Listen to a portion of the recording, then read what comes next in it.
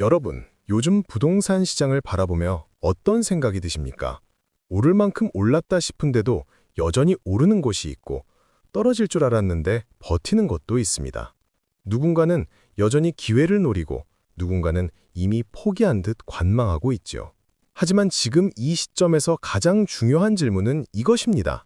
내년, 즉 2026년에 서울과 경기도 아파트 시장은 과연 어떤 방향으로 흘러가게 될까요? 이 질문은 단순히 부동산의 미래를 묻는 것이 아닙니다.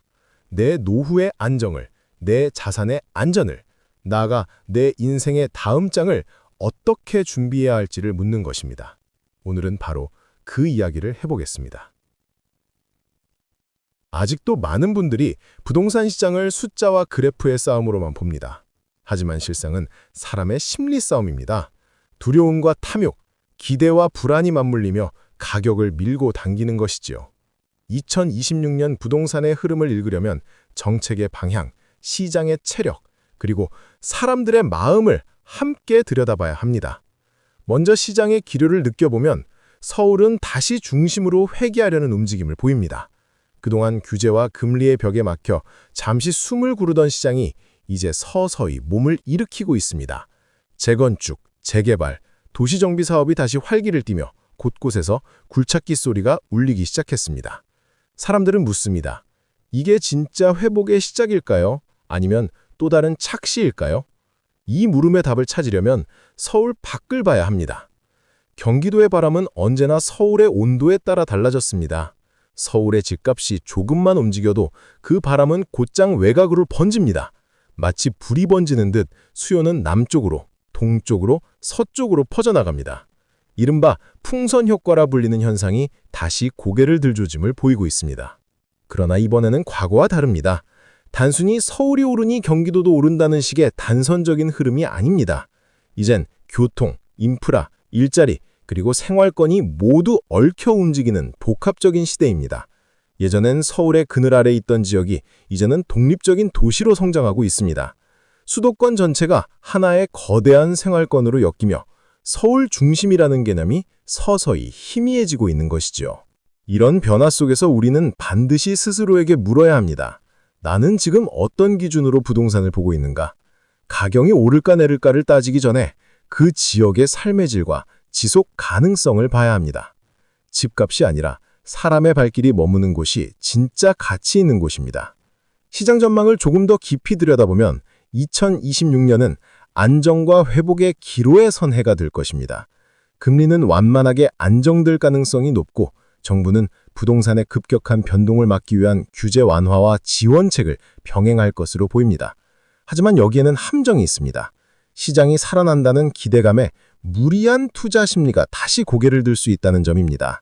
특히 중장년층의 경우 이번 기회는 놓치면 안 된다는 불안감이 다시 꿈틀댈 때 가장 위험합니다.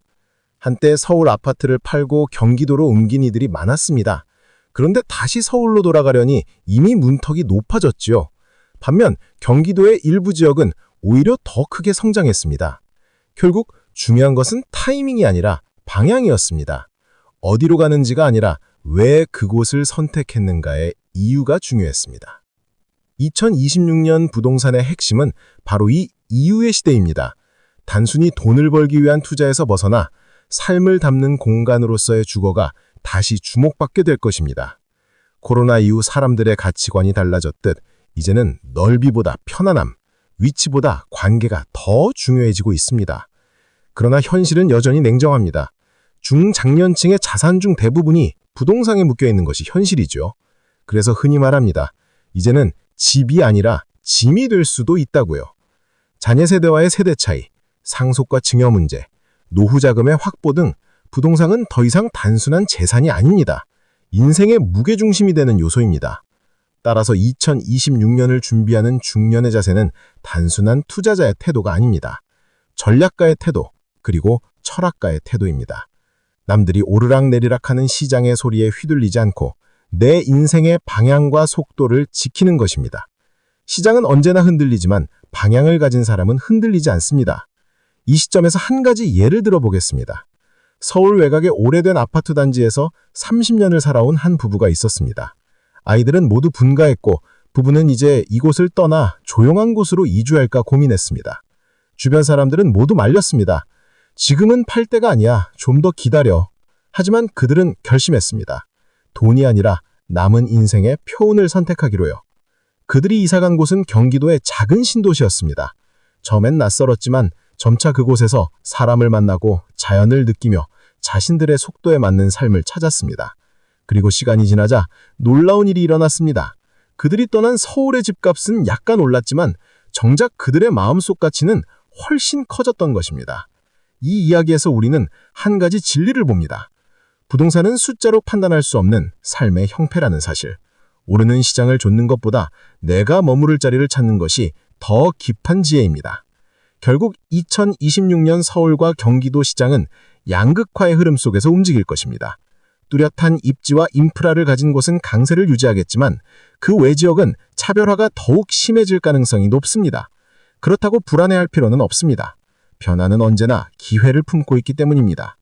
우리에게 필요한 것은 단기적인 시세 흐름이 아니라 장기적인 안목입니다. 부동산은 하루아침에 바뀌지 않습니다. 하지만 인생은 하루에도 얼마든지 달라질 수 있습니다. 그러니 집값의 곡선에 매달리지 말고 내 인생의 곡선을 먼저 그려보시길 바랍니다. 이제 결론입니다. 2026년 부동산의 향방은 결국 사람의 마음이 정합니다. 불안에 휘둘리는 사람이 많으면 시장은 흔들리고 안정된 시선을 가진 사람이 늘어나면 시장도 잔잔해집니다. 그래서 진짜 부자는 돈이 많은 사람이 아니라 마음이 흔들리지 않는 사람입니다. 오늘 이야기가 여러분의 내일을 준비하는 작은 나침판이 되길 바랍니다. 앞으로도 부동산과 인생의 흐름을 함께 읽어드리겠습니다. 영상이 도움이 되셨다면 구독과 좋아요로 함께 해주시기 바랍니다. 감사합니다.